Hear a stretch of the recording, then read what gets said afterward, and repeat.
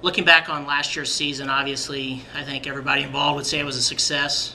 Our goal at the start of the year was just to make it to the NCAA regionals. We talked about and hoped that we could make it to the finals, to the championship, but because none of the guys on the team had been that far, I don't think anybody knew whether it was a realistic goal for us or not. So the guys, just to make it there and finish 15th in the nation, I think there was some disappointment when the season ended because how it ended. But I think now that time has passed, absolutely it was a huge success. Step forward. It's opened doors up as far as scheduling, recruits. It did a lot for the program taking that step last year. Our one senior is Chris Dowling, and Chris, played every tournament in the top 5 in the fall for us, and then struggled a little bit in the spring. So we're hoping Chris can find that form he had in the fall again for us and be a solid contributor. Jason Chun is a junior, and Joe Atkinson, a freshman. They both played most of the spring and played our key tournaments at the end of the year. So obviously I expect those two guys to be key contributors to what we're doing this year. If we're going to be good again, those two guys are going to have to carry a lot of the load. And then, we only have 3 returning players, so a lot's going to rely on those new guys also. But the returning players, part of their role is going to be to get the new players acclimated and up to speed on how we do things at UMSL, what the Triton way is, and make sure that's a smooth transition for us. Well, based on the first qualifying tournament that we just concluded yesterday, we'll be leaving Monday for the first event. 2 freshmen stand out. They finished 1-2 in qualifying, actually, and that would be Mason Haynes and Hunter Parrish. So obviously those 2 have already stepped to the forefront and said, it's hard not to notice with the numbers they shot. So we're hoping we get some contributions out of them. Also making the top 5 in the first trip is going to be John Nice. John, one of the JUCO transfers, played really well in the first rounds of qualifying. I think all of those 6 of those kids are going to contribute before the year is over. They've all shown enough to show that I think they'll all spend time in the top 5, and it just depends on who develops the quickest and is able to handle the, qualifying is one thing, but now when we go to the tournaments, we'll see if they're able to take those same numbers and carry that over to the actual competition.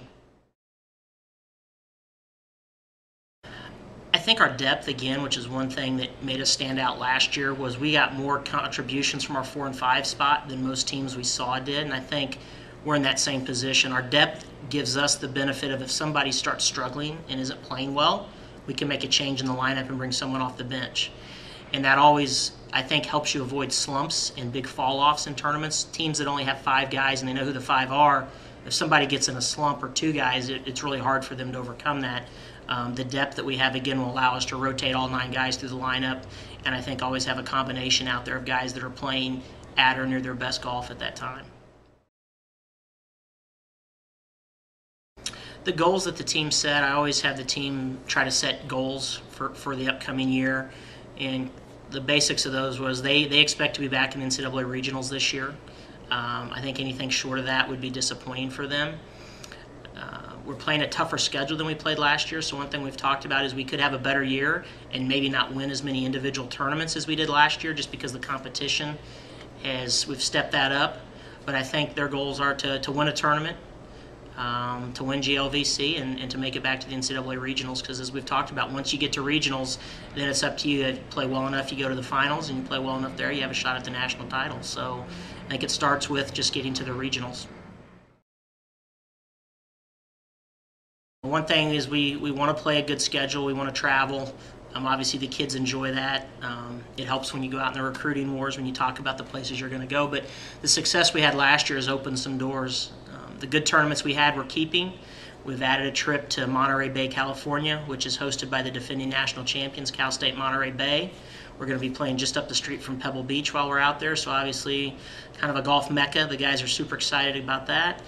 The field there will probably, I'm guessing, have at least 10 of the top 20 teams in the nation will be at that competition.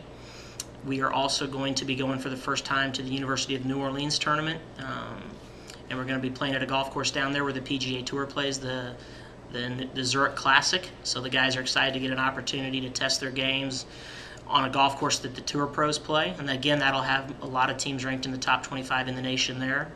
We're going to be going out to Orangeburg, South Carolina, to play in another tournament that Newberry College is hosting. They're traditionally one of the top 20 teams in the nation. We expect a great field there.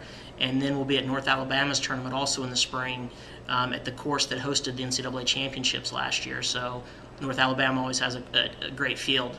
And that's in addition to the traditional events we play, which are great golf courses against the Midwest schools. So I think we have a great balance of events at quality venues in the Midwest, and yet we're also branching out and seeing some of the teams from around the country that hopefully we'll see again at the end of the year at the NCAA championships.